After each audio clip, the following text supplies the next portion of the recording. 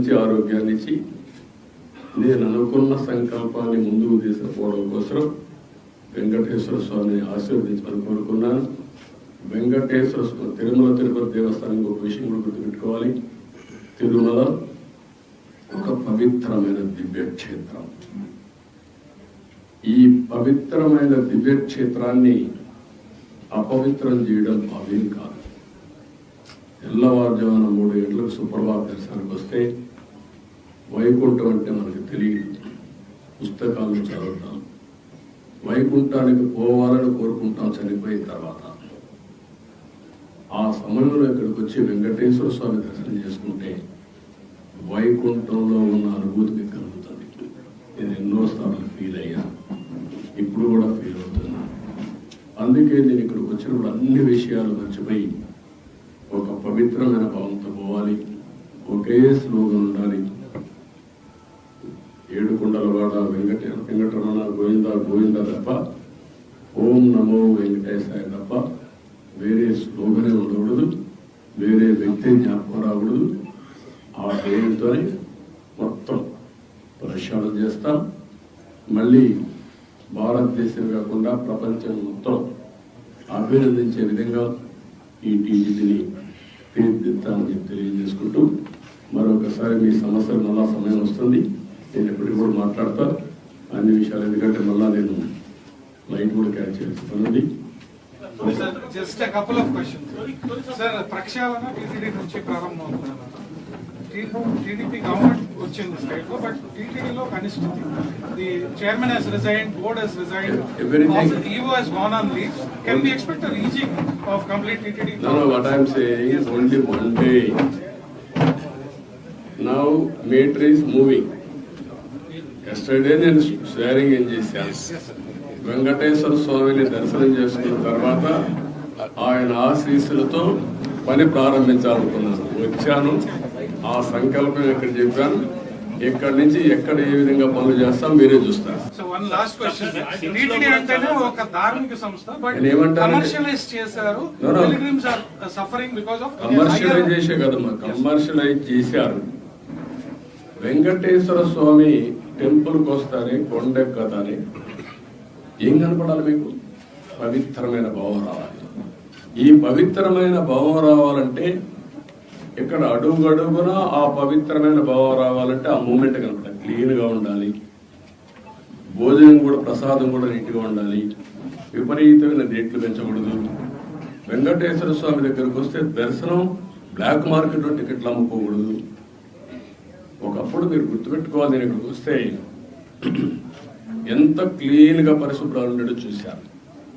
నేను కొండపైన పెద్ద ఎత్తున గ్రీనరీ పెట్టి, పెద్ద ఎత్తున ఔషధాల ప్లాంట్స్ అన్ని పెట్టి ఇక్కడికి వస్తే లైఫ్ పెరగాలని ఆలోచించాను.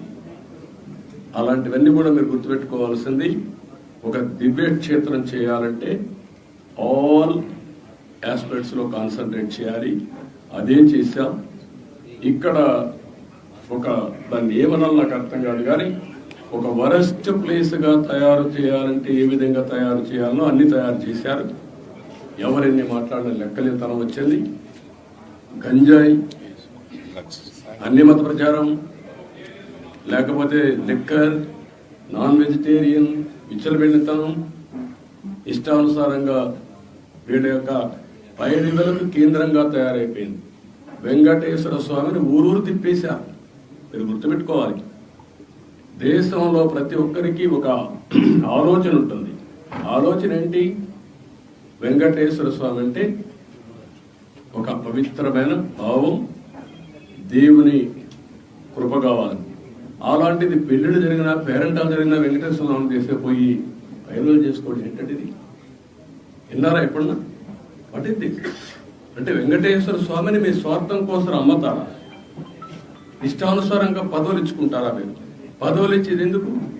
ఆ పదవి ఇచ్చి ఆ పదవి ద్వారా మీ యొక్క కోర్టు కేసులు లేకుంటే మీ పనులు చేసుకోవడానికి ఎక్కడికి పోయారు మీరు?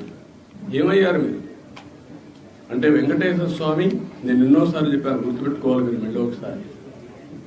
వేరే దేవుళ్ళు నెక్స్ట్ జన్మంలో మీ మీద పనిష్మెంట్ ఇస్తారా, కానీ వెంకటేశ్వర స్వామిని నేను చూసా, ఎవరైనా వెంకటేశ్వర స్వామికి అపచారం చేసిన వారు, తలపెట్టిన వారు ఈ జన్మలోనే పనిష్మెంట్ తీసుకున్నారు. మీరు తిరుపతిలో కూడా చాలా ఇన్సిడెంట్లు ఒకసారి లెక్కేసుకోండి.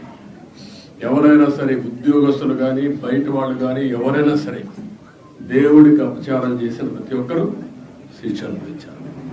ఈ విషయాలు మీరు గుర్తుపెట్టుకోవాల్సిన అవసరం ఉంది. ఎందరో చేశారు.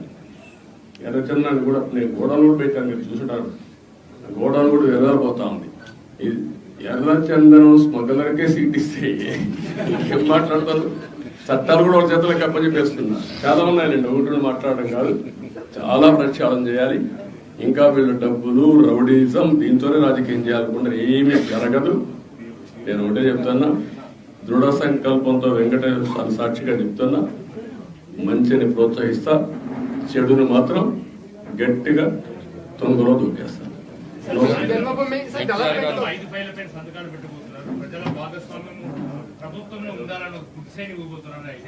చెప్తారు కదా, అన్ని చూస్తారు కదా, మీరు అన్ని చెప్పాల్సిన భోంచే ముందు రుచేందుకు కాదు. నేను ఒకటే చెప్పా, 1.0 చూశారు,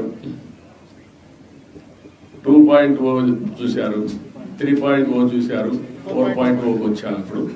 ఇప్పుడు మీరు చూడబోతారు. ఇప్పుడు అందుకే అందరికి అప్పీల్ చేస్తున్న, ఆఫీసర్లు కూడా, ఎంప్లాయీస్ కూడా అప్పీల్ చేస్తున్నా, రాజకీయ కార్యకర్తలకు అప్పీల్ చేస్తున్నా. నష్టపోయాం, ఈ నష్టాన్ని రికవర్ చేసుకోవాలి. అందరూ కూడా కలిసి పనిచేద్దాం, ముందుకెళ్దాం. Thank you. Please subscribe .news.